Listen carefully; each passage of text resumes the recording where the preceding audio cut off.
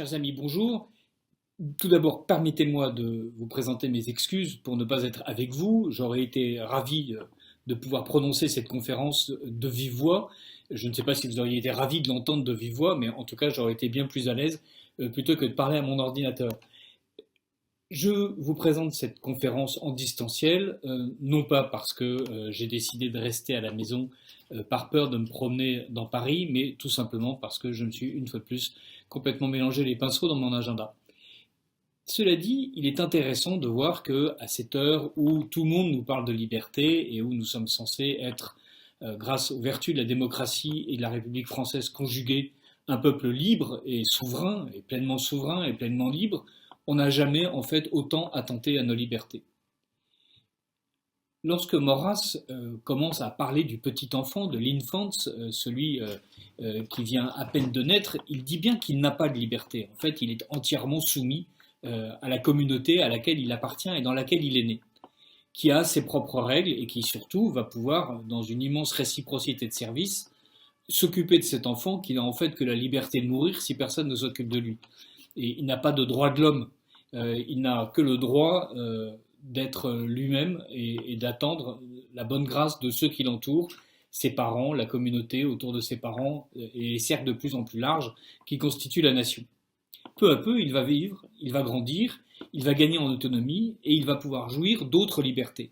Il va pouvoir effectivement, véritablement, à un moment donné, décider par lui-même, à condition toutefois qu'il ait accepté d'autres contraintes, comme par exemple la langue, comme par exemple les lois, comme par exemple les coutumes, comme par exemple le territoire. Autrement dit, il est fonction d'un certain nombre de contraintes qui le constituent et qui vont pouvoir peu à peu, en fait, lui permettre de s'épanouir.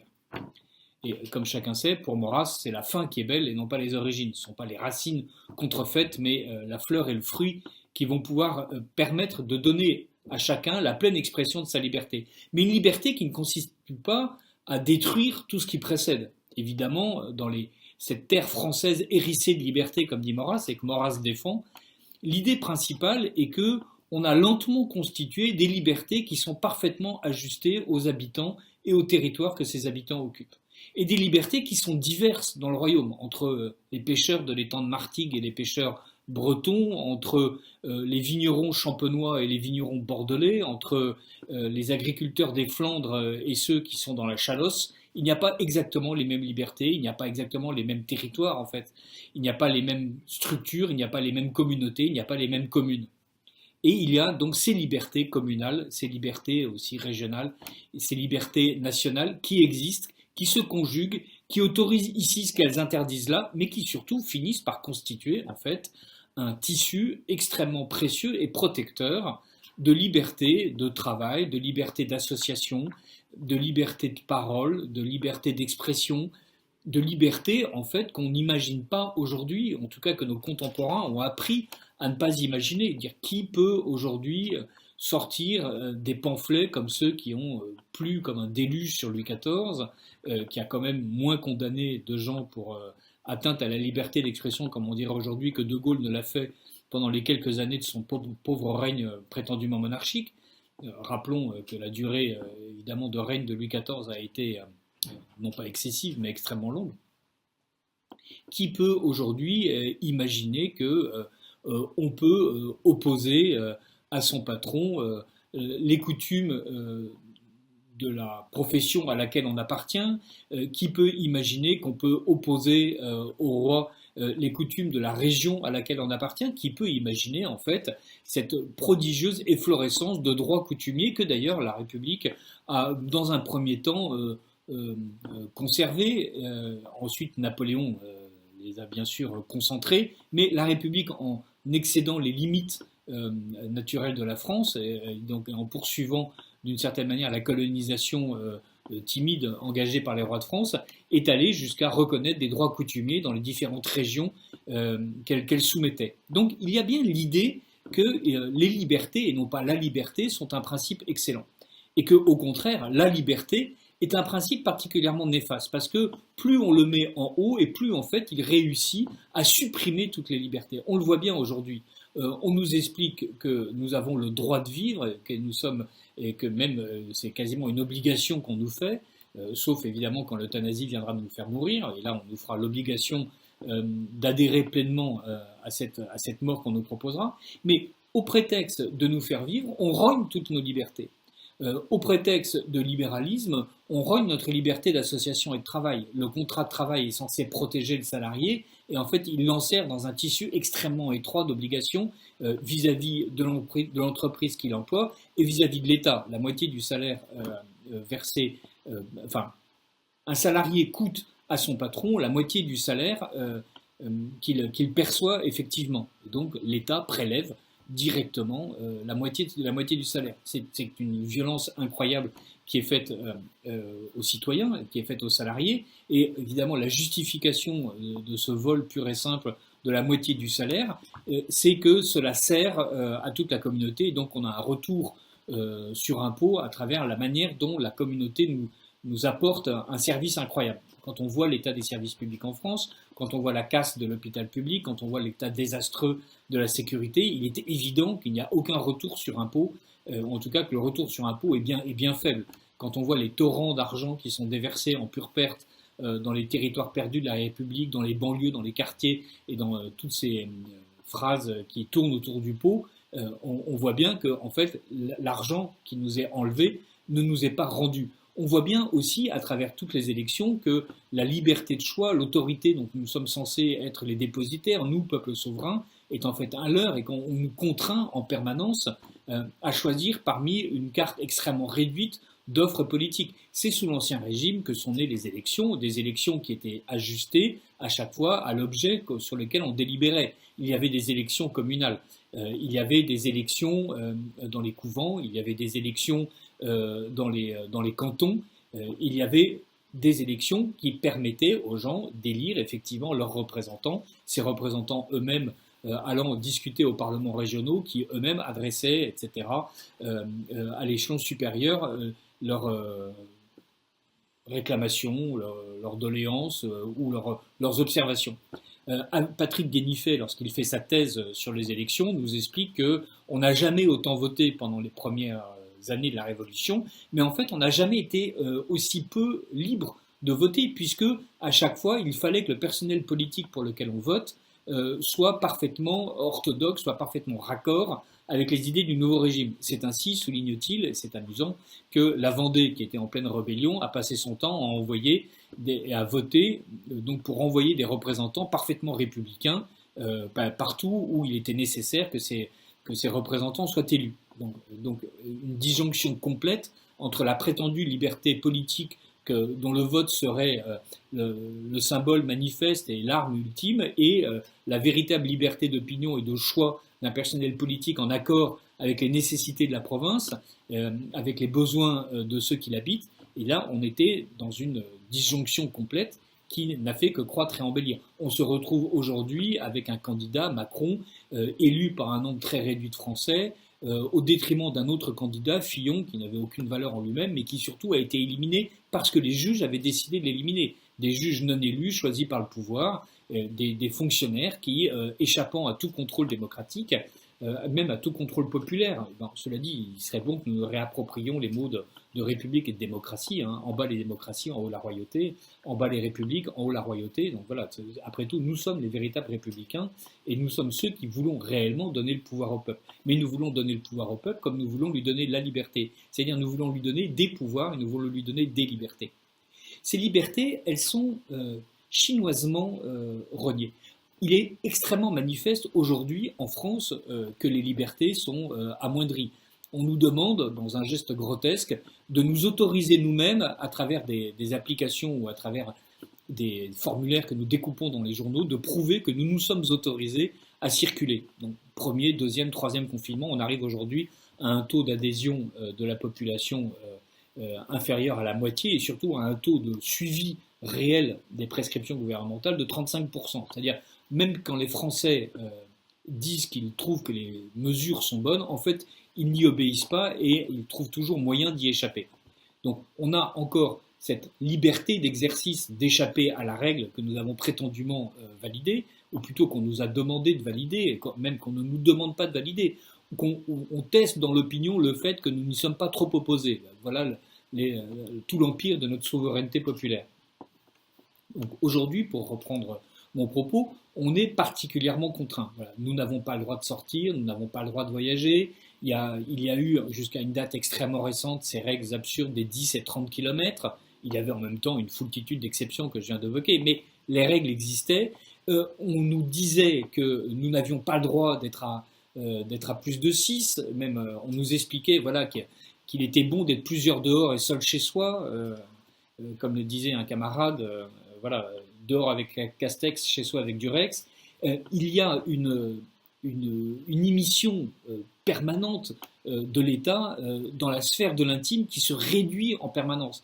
Elle se réduit dans notre liberté de circuler, elle se réduit dans notre liberté de s'associer, puisque avec toutes ces lois sur les discriminations, on nous explique que personne n'a le droit de rejeter quelqu'un, que tout le monde doit être en permanence capable de s'associer avec tout le monde, c'est-à-dire qu'il est parfaitement normal qu'on fasse rentrer dans des lycées confessionnels des gens qui ne partagent pas, et dans l'administration de ces lycées confessionnels, des gens qui ne partagent pas la confession qui y est proclamée. Il serait parfaitement normal qu'on fasse entrer dans les fédérations qui regroupent des gens aux préférences sexuelles précises, des gens qui ne les partagent absolument pas. Il serait parfaitement normal pour l'UNFID de faire en sorte qu'il y ait des réunions de racisés d'où sont exclus les non-racisés. Alors justement, c'est ça qui est intéressant. Donc on voit bien qu'il y a des limites à cette discrimination. C'est-à-dire il y a une discrimination intelligente qui est celle de l'UNEF. Et donc l'UNEF nous dit j'ai parfaitement le droit de discriminer les gens et de faire en sorte que les non-racisés n'y viennent pas. Et d'ailleurs notre réponse serait de dire eh ben, oui, effectivement, nous avons une véritable liberté d'association. L'UNEF a parfaitement raison, il est parfaitement normal de discriminer. Et donc voilà, si les joueurs de théorbes druidiques du Bas-Poitou ont envie de se réunir et d'exclure les joueurs de Bignou de Basse-Bretagne, eh ben, ils en ont parfaitement le droit. On a parfaitement le droit de ne pas être en permanence en train de s'associer avec n'importe qui. L'État ne peut pas nous contraindre à nous associer, mais l'État veut nous contraindre à nous associer tout en permettant à l'UNEF de dire autre chose. L'État veut nous contraindre à ne pas circuler. L'État veut nous contraindre, et c'est ça qui est stupéfiant, à ne pas penser. Régulièrement, la loi Avia, mais ensuite la loi sur la sécurité ou la loi sur les principes de la République nous explique qu'il y a des choses qu'on peut penser, des choses qu'on ne doit pas penser. On nous force bientôt à signer une charte de la laïcité qui va en fait profondément bouleverser la manière dont il y a une liberté d'association et de pensée en France, puisque toutes les églises constituées, toutes les religions constituées vont devoir signer une charte qui proclamerait que les idées de la République, les valeurs de la République sont infiniment supérieures à toutes les idées et valeurs que défendent ces différentes religions, ces différentes confessions, ces différentes philosophies. Jamais la royauté n'a songé à exiger un pareil serment. Jamais la royauté n'a exigé que tout le monde se range comme ça à un seul avis et que on définisse d'une façon à la fois absurdément précise et incroyablement floue, à la fois à un moment donné particulièrement contraignante et en même temps en expliquant que dans 2 semaines, dans 2 mois, dans 2 ans, si ça se trouve, on défendra des principes totalement différents, comme on le voit avec la manière dont on enseigne l'histoire et dont on reçoit les grandes figures ou dont on ne les reçoit pas, dont on recevait les grandes figures qu'aujourd'hui on veut déboulonner, on se retrouve aujourd'hui absolument contraint. Et contraint, une fois de plus, là j'ai parlé des exemples de liberté d'opinion, de liberté d'expression, de liberté d'association, de liberté de travail, mais on est contraint jusqu'à un degré réellement absurde. Bien sûr, on a tendance à dauber, à juste titre, sur les réglementations européennes, sur la courbure des bananes, la taille des œufs. Voilà, donc quand je vais au marché et que je rencontre la productrice d'œufs qui est à côté de chez moi, elle m'explique que jusqu'à 48 ou 49 grammes, elle n'a pas le droit de vendre et qu'à partir de 49 ou 50 grammes, elle peut vendre, mais elle peut vendre jusqu'à 55, mais qu'à partir de 56, l'œuf n'est plus vendable. Et donc voilà, elle se retrouve sur un marché avec des œufs qui sortent du cul de ses poules, à être obligée de peser chaque œuf avant de me les vendre, alors que moi, évidemment, le fait d'avoir 5 ou 6 grammes d'œufs en plus ou en moins compte assez peu par rapport à l'omelette que je désire. On est ainsi contraint, même jusqu'à des détails qui sont fascinants. L'eau qui ruisselle sur le toit des maisons peut être récupérée, mais l'eau qui n'a pas ruisselé sur le toit des maisons ne peut pas être récupérée. Je peux, si je veux, installer des récupérateurs d'eau, encore avec des conditions précises, et à condition que la municipalité n'ait pas, par un droit exorbitant, décidé qu'en fait je n'avais pas le droit d'utiliser cette eau pour arroser mes plantes et mon jardin. Donc je peux récupérer l'eau pourvu qu'il est ruisselé sur un toit. Mais si j'installe un collecteur d'eau qui n'est connecté à aucun toit, non, je n'ai pas le droit d'utiliser l'eau qui tombe du ciel dans mon jardin, dans le pré, voilà, dans la cour. Voilà. Donc, et on a ainsi un tissu incroyable de sottises. Évidemment, la crise sanitaire a précipité ce désir de contrainte, a précipité ce désir d'enfermement, et on se retrouve avec des décisions absolument absurdes, comme par exemple le fait que lorsque vous êtes agent immobilier et que vous voulez faire visiter une maison à quelqu'un qui veut l'acheter, vous ne pouvez pas faire visiter la maison plus de 2 fois dans la journée, donc vous avez le droit à une visite le matin, une visite l'après-midi, et que vous ne pouvez la faire visiter qu'à une seule personne. C'est-à-dire que si jamais un couple arrive pour acheter un appartement ou une maison, il faudra qu'il tire à pile ou face pour savoir si c'est monsieur ou madame, madame ou madame, qui ira visiter la maison ou visiter l'appartement, et l'autre n'aura donc qu'à attendre et à espérer en liaison téléphonique, en liaison digitale, en liaison numérique avec la personne qui promènera son smartphone sur le long des murs et en essayant de photographier l'escalier pour savoir si oui ou non cette maison lui plaît. Et de toute façon, il ne peut pas la visiter à son tour puisque l'agent immobilier n'a droit qu'à une seule visite. Ça fait partie des règlements qui ont été promus. Ça fait partie des règlements qui ont été donnés aux Français. Ça fait partie des règlements qui ont été imposés à des professions. On se retrouve donc avec une prodigieuse efflorescence de non-liberté. Là où la France était hérissée de libertés, des libertés parfois contradictoires, et donc avec évidemment un absolu manque de rationalisation, comme on aurait dit peut-être sous Napoléon, mais comme on le dit aujourd'hui, avec des droits coutumiers particulièrement enchevêtrés, et sans doute les difficultés qui vont avec, on se retrouve là à être obligé de travailler dans tout le territoire selon la manière dont on a décidé nationalement qu'on devait travailler. On est obligé de s'associer en fonction des règles qui sont promues.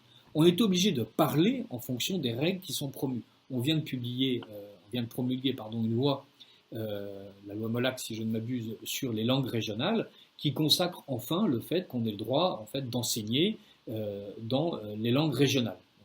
Comme c'est la République qui le fait, elle a tout de suite ajouté le venin à l'ambroisie, et donc on se retrouve surtout avec un ministère de la Culture et de la Communication qui, en 2013, publie un rapport qui nous explique qu'il faut défendre le patrimoine que sont les langues de France, et c'est la délégation générale à la langue française et aux langues de France, la DGLFLF, on a redoublé le LF, mais donc c'est la langue française et les langues de France, qui nous explique qu'il y a des dizaines de langues régionales en France. Alors bien sûr, on nous parle du basque, du breton, des langues parlées dans le Limousin et en Auvergne, on nous parle des langues parlées en Flandre et en Champagne, mais on nous parle aussi de l'arabe dialectal.